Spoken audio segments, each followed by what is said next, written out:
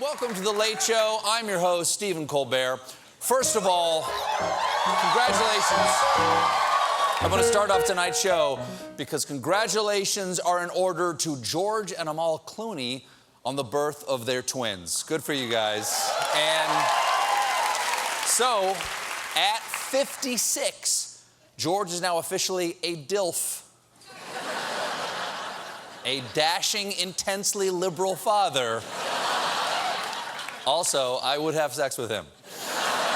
There's also slightly less important news than that, just a little bit less. It's a top-secret NSA report that detailed Russian hacking efforts days before the 2016 election.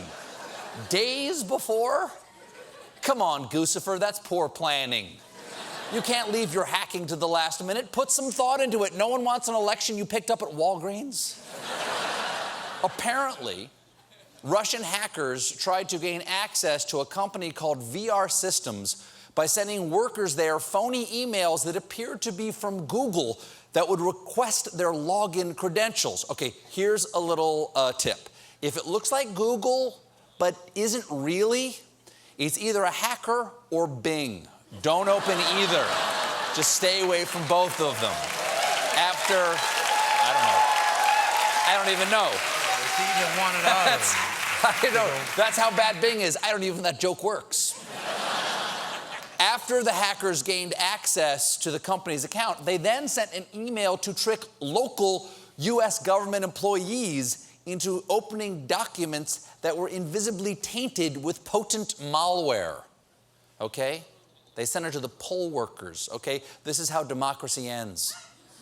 With a fake email sent to the ancient cat lady manning the polling station at your high school gym.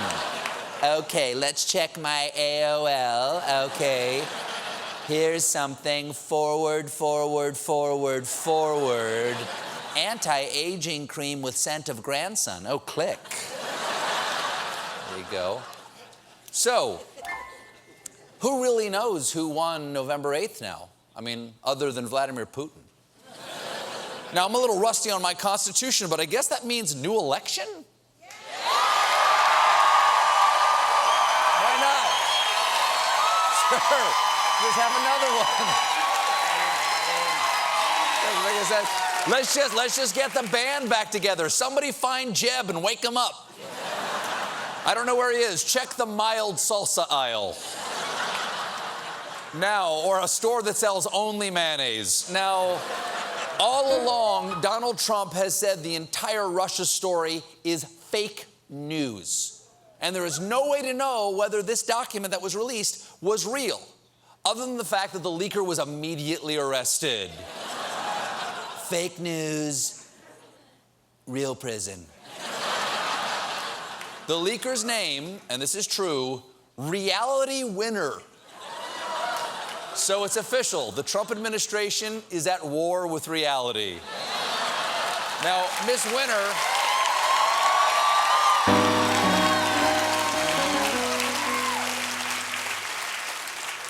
Miss Winner is a 25-year-old former Air Force linguist who speaks 3 Middle Eastern languages, which should have raised red flags right there, because you know where they speak Middle Eastern languages? The Middle East.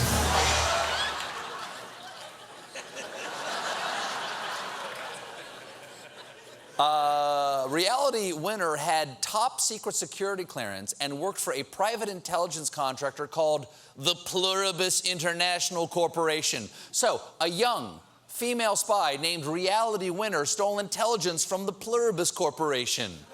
That sounds like a James Bond movie, which of course makes Donald Trump small finger.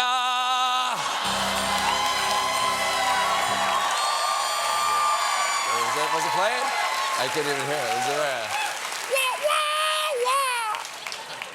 Okay, here's how they caught her. Investigators noticed that the document appeared to have been folded, meaning someone printed it out, and it contained small, barely visible yellow dots that show exactly when and where any document, is printed. Wow, you can trace any document based on the printer. It's like NCIS meets Dilbert. So now, the evidence that Russia tried to manipulate the election is pretty strong to everyone but the guy who did it, Vladimir Putin. So on Sunday, he appeared on Megyn Kelly's new Sunday night news show, which is called 60 Minutes of Megyn Kelly, I think. And when it came to who really was behind the election tampering, Putin's explanation relied on what's called Occam's razor, because the whole thing makes me want to cut my wrists. Jim? There is a theory that Kennedy's assassination was arranged by the United States intelligence services. So if this theory is correct, and that can't be ruled out, then what could be easier in this day and age than using all the technical means at the disposal of the intelligence services, and using those means to organize some attacks, and then pointing the finger at Russia? Nice try, Vlad. But I will not stand by while you try to confuse the American people with bull conspiracy theories. That is Donald Trump's job. Meanwhile, no, I won't take it.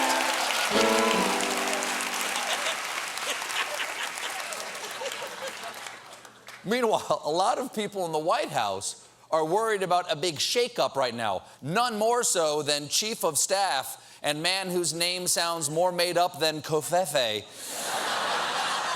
Reince Priebus. Now, Priebus has always had a bit of trouble fitting into the White House because he lacks the one quality Trump values most in his staff, being married to his daughter. Even though Reince still has his jobs, insiders say that he's a dead man walking. Yeah, not to be confused with The Walking Dead. That's Steve Bannon. Now, there's one. He looks fine. He looks good. He looks good. He's got a nice tan. He's got a nice tan.